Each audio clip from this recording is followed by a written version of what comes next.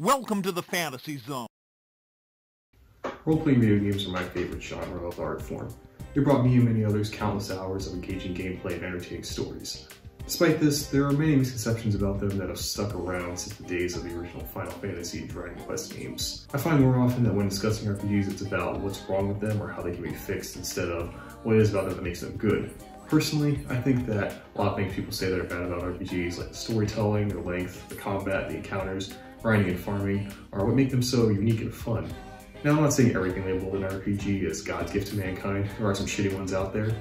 And I'm not here to convince you to like RPGs if you don't already, but I hope that after this video you gain a different perspective on the genre and see that there's nothing wrong with them.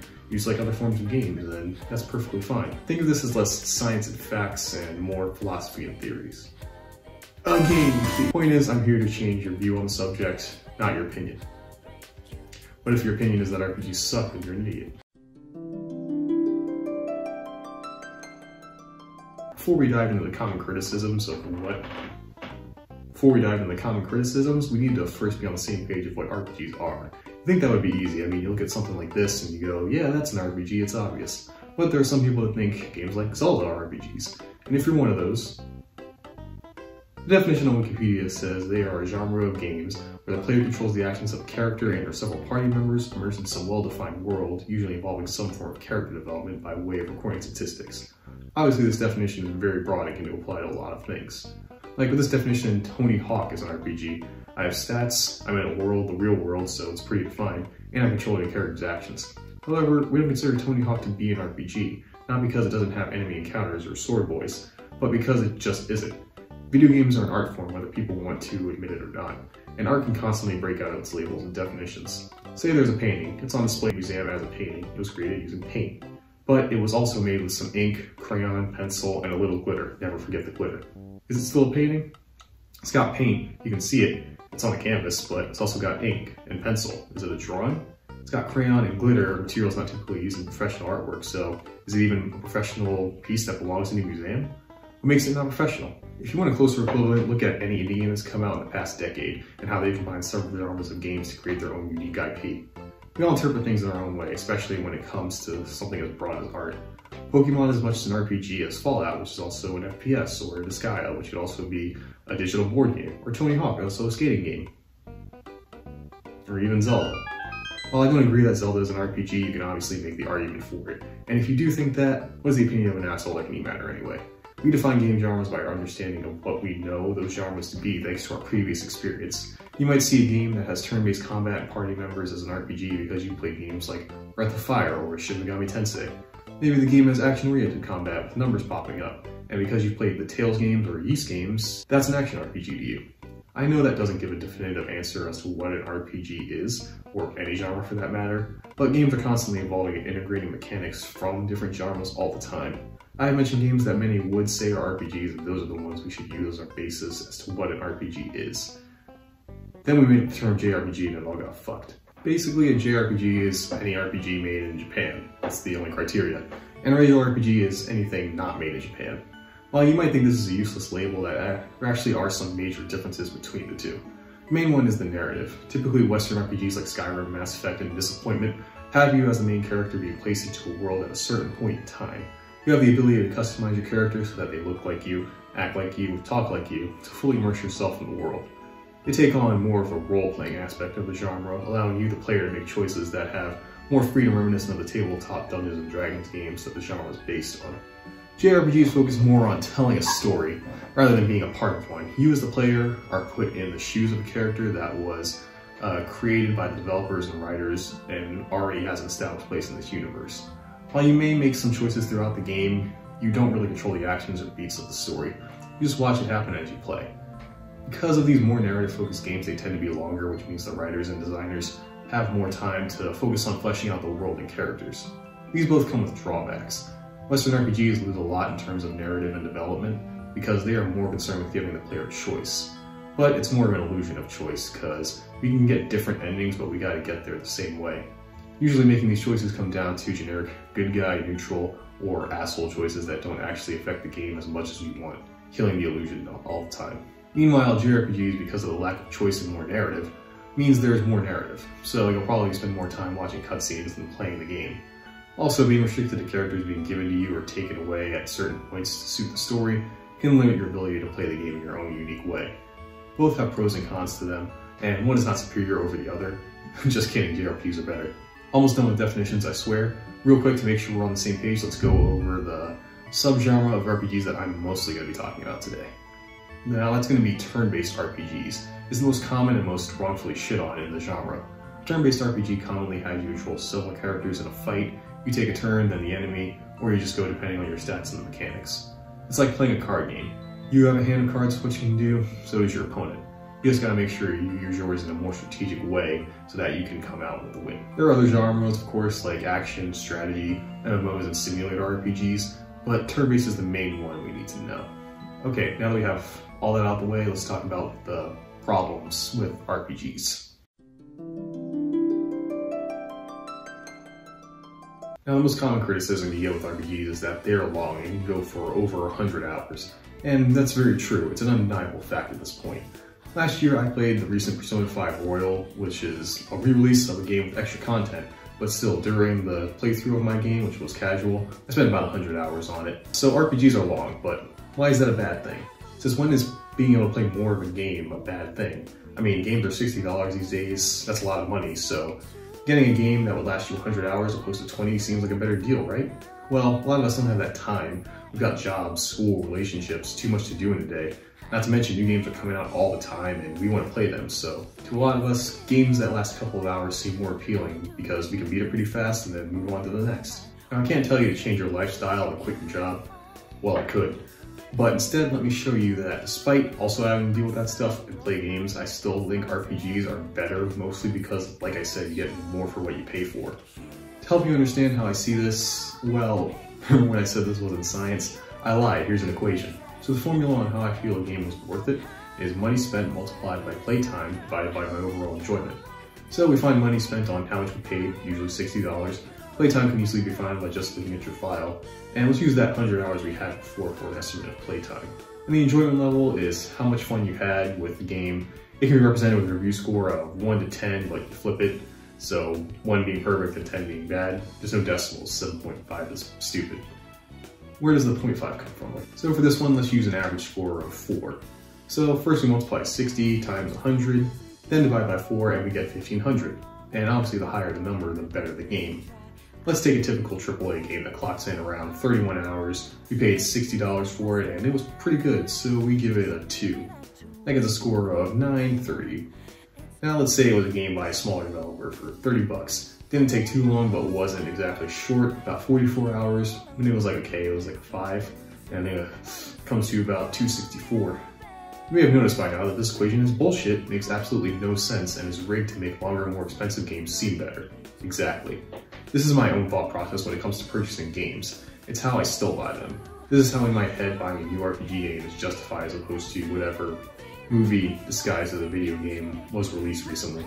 Now, of course, there's another reason why long RPGs are viewed as bad, and that kind of lies in the games themselves, and that's player choice. Not like dialogue choice, I mean your decision on how long you play the game. Think of arcade games like fighting games. With all the modes and characters in them, you'll get out as much enjoyment as you put in. You can get 10 hours out of it, it could be up to 100. It's really up to you and how long you play it. Platformers usually do a thing where beating the game is pretty simple and doesn't take too long, but if you want to do the full 100% run, it's more time you can spend on the game, if you want. Games like Mario Galaxy 2 or Crash 4 do this. We don't talk about Crash 4 100% around here. If you haven't realized, the main difference is with those games, we as the player have the ability to decide when we're done with the game, more or less. RPGs, even when doing just the main story, can still clock into the high 60-hour mark as opposed to other games where just playing normally takes 15 to 30. Even if you're rushing through the story, most of your time is probably spent watching cutscenes instead of playing the game. This is an unfortunate fact of RPGs that I don't think is going away. RPGs, I don't think should be rushed through though, unless you're a speedrunner. They should be taken slow. Instead of going into them thinking, I need to beat this game so I can move on to other ones, go in thinking this will be a nice long story that will captivate me and bring me hours of entertainment. What, too soft? Personally, what I do is I have a long RPG I get to when I have free time. Then when a new game comes out or I just want to play something else, I just put all my time into that since it's not going to take me long to beat. And while I wait for the next game that interests me to come out, I go back to the RPG I was playing. So next time I suggest you relax, kick back, and enjoy the world, the characters, and the gameplay that are given to you. Instead of being in this constant state of, I need to move on, you're not going to enjoy anything the developers wanted you to in any game if you're too busy focusing on what's coming next rather than what's in front of you.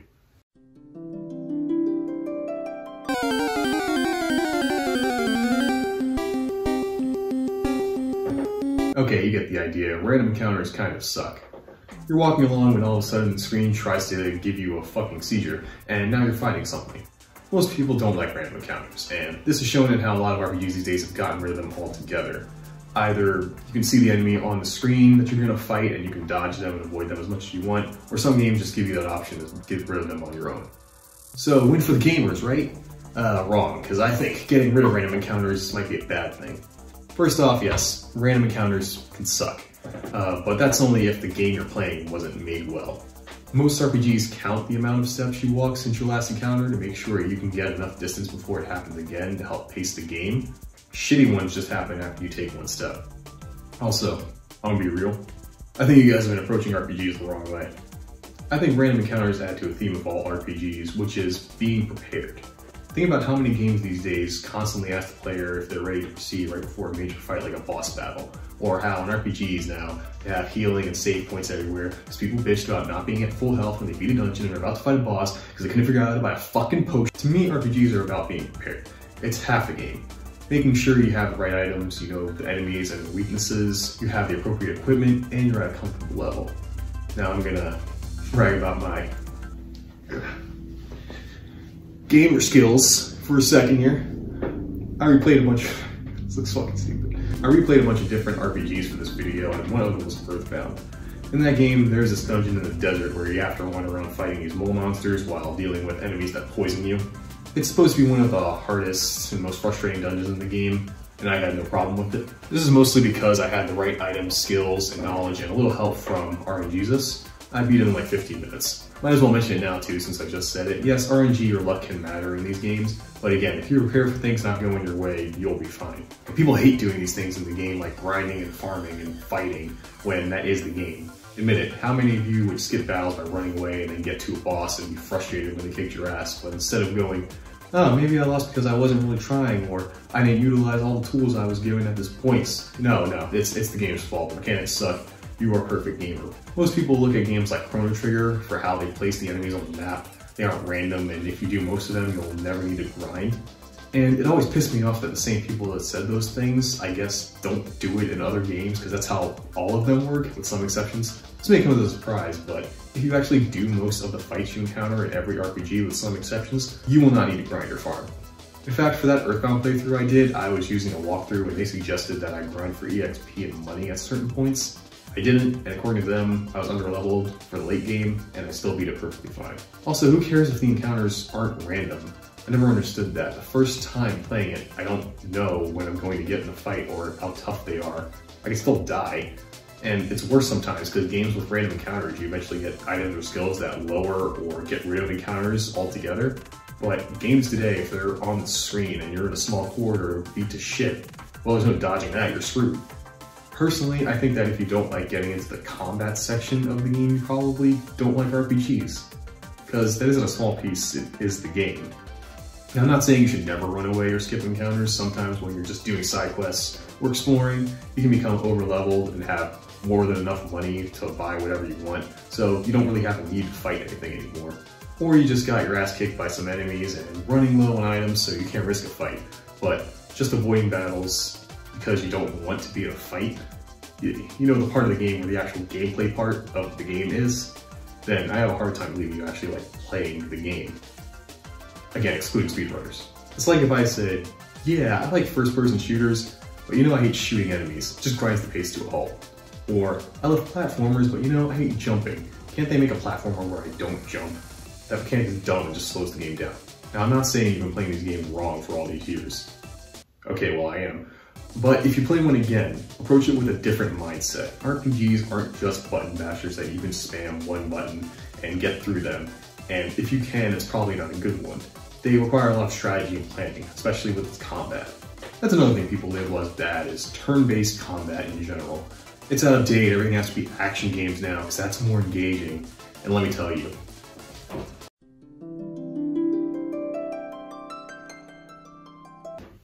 Anyways, turn-based combat is more detailed and extensive than most realize. One criticism I hear is that the combat in turn-based games usually don't start getting good or intricate until about halfway-ish through the game, once you get new and varying abilities. Yeah, nigga, and? What game doesn't do that? Most games, especially these days, never give you access to every mechanic at the start.